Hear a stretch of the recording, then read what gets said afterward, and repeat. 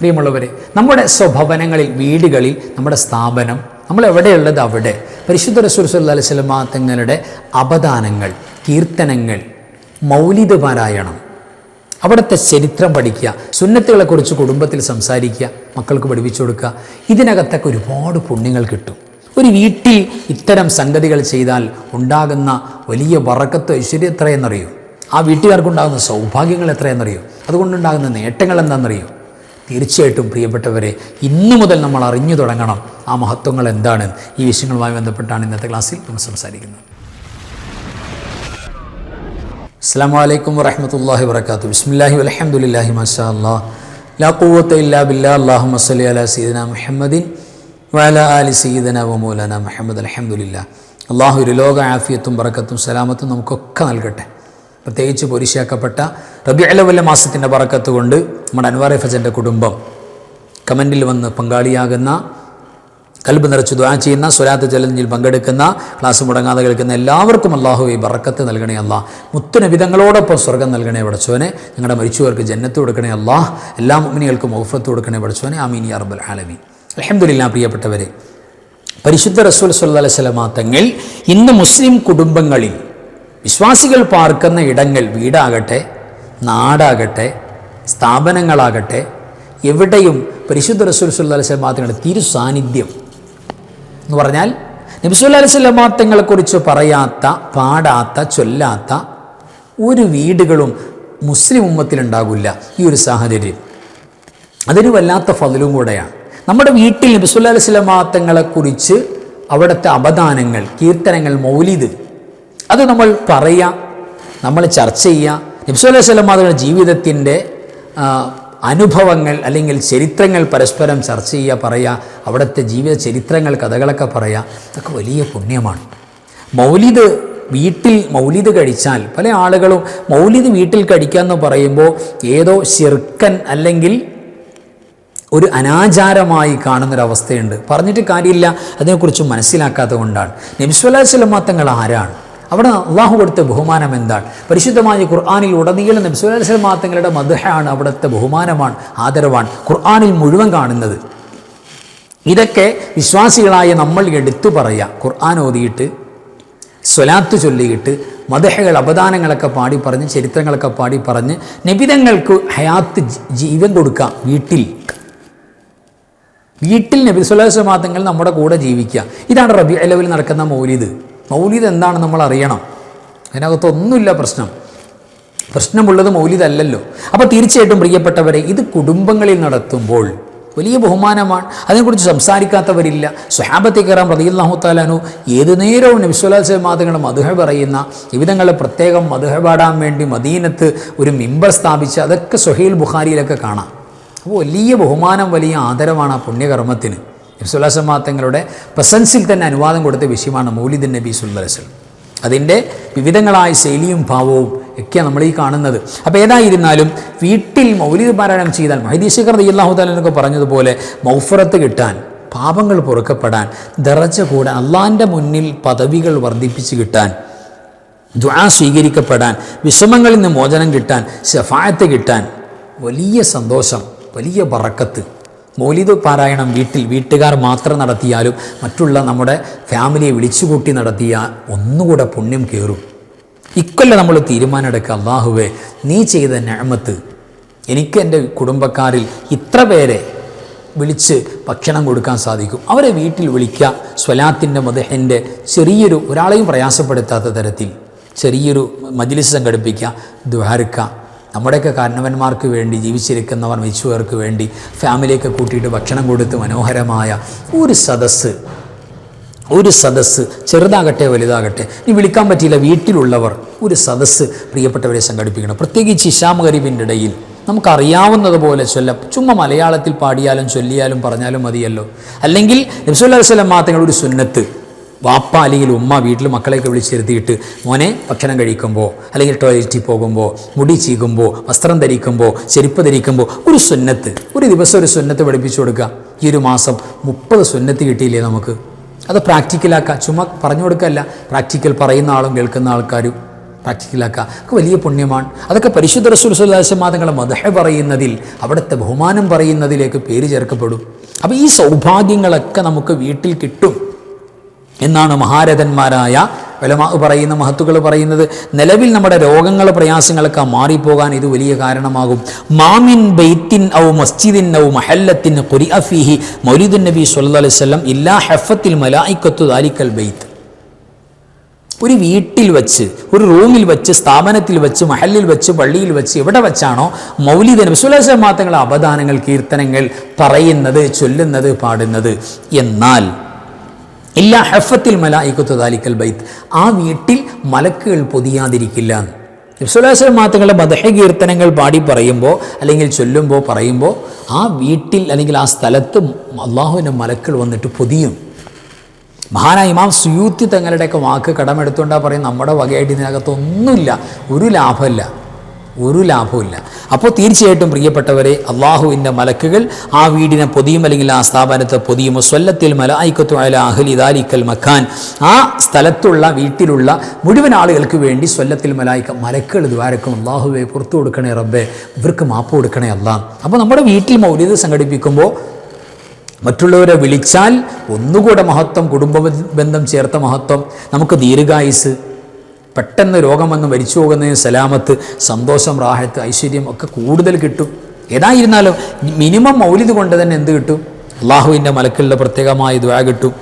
അള്ളാഹു റഹ്മത്ത് കൊണ്ട് റിദ്വാൻ, അള്ളാഹിൻ്റെ റഹ്മത്തും റിദ്വാനും, അള്ളാഹിൻ്റെ കരുണയും, അള്ളാഹിൻ്റെ റിദ്വാൻ, അള്ളാഹിൻ്റെ പൊരുത്തം, അതുകൊണ്ട് പൊതിയത്രയാൻ വീട്ടുകാരെ, എത്ര സൗഭാഗ്യമാണ്. അപ്പോൾ വീട്ടിൽ മൗലിദ് പാരായണം ചെയ്യുന്നവർക്ക് ഈ സൗഭാഗ്യങ്ങൾ അല്ലാഹു സുബ്ഹാനഹു വ തആല കൊടുക്കും. മഹാനവറുകൾ പറയുന്നുണ്ട്, മാമിൻ ബൈത്തിൻ ഖുരിഅ ഫീഹി മൗലിദുൻ നബി സ്വല്ലല്ലാഹു അലൈഹി വസല്ലം ഇല്ലാ റഫഅ അല്ലാഹു അൻ അഹ്ലിഹി അൽ കഹ്ത വൽ വബാഅ വൽ ഹറക വൽ ഗറക വൽ ആഫാതി വൽ ബലിയാതി വൽ ബുഗ്ള വൽ ഹസദ വഅയ സൂഇ വൽ ലുസൂസ്. എത്ര വലിയ അത്ഭുതകരമായ നേട്ടം നടക്കുന്നതെന്നറിയോ? ആ വീട്ടിൽ ക്ഷാമം, പകർച്ചവ്യാധികൾ, തീപിടുത്തുണ്ടാവുക, മുങ്ങി മരണം ഉണ്ടാവുക, ദുരന്തങ്ങൾ, ശത്രുത, അസൂയ, കണ്ണേറ്, കള്ളന്മാരുടെ പ്രശ്നങ്ങൾ, മുഴുവൻ ആഫാത്ത്, മുസീബാത്തുകൾ, ബലിയാത്തുകൾ, രോഗങ്ങൾ, കഷ്ടപ്പാടുകൾ, എല്ലാ ദുരിതങ്ങളെ തൊട്ടും അള്ളാഹുവിൻ്റെ വലിയ കാവലുണ്ടാകും. അള്ളാഹു അതൊക്കെ ഉയർത്തിക്കളയുമത്രേ. മഹാനവറുകളുടെ ഉദ്ധരണിയാണ്, മഹാന്മാരുടെ ഉദ്ധരണിയാണ്. ഈ വലിയ സൗഭാഗ്യങ്ങളെല്ലാം നമ്മുടെ വീടുകളിൽ ഉണ്ടാകാൻ പരിശുദ്ധ റസൂൽ സ്വല്ലല്ലാഹു അലൈഹി വസല്ലം തങ്ങളുടെ മദ്ഹ് കീർത്തനങ്ങൾ, അപദാനങ്ങൾ നമ്മുടെ വീട്ടിൽ നടത്തുന്നതിലൂടെ സാധ്യമാണ്. അപ്പോൾ നല്ല മനോഹരമായി വൃത്തിയായി വീടൊക്കെ വൃത്തിയാക്കി നല്ല സുഗന്ധപൂരിതമാക്കി നല്ല വസ്ത്രമൊക്കെ ഇട്ടിട്ട് നമുക്ക് എപ്പോഴാണോ സൗകര്യം കിട്ടുന്നത് അപ്പോൾ ഒരു ദിവസത്തിൽ ഒരു വരിയെങ്കിലും നബി സല്ലല്ലാഹു അലൈഹി വസല്ലം തങ്ങളുടെ മദ്ഹുകൾ നമ്മൾ പറയണം, നമ്മൾ ചൊല്ലണം. അത് പാടണമെന്ന് തന്നെയല്ല, പറഞ്ഞാൽ മതി.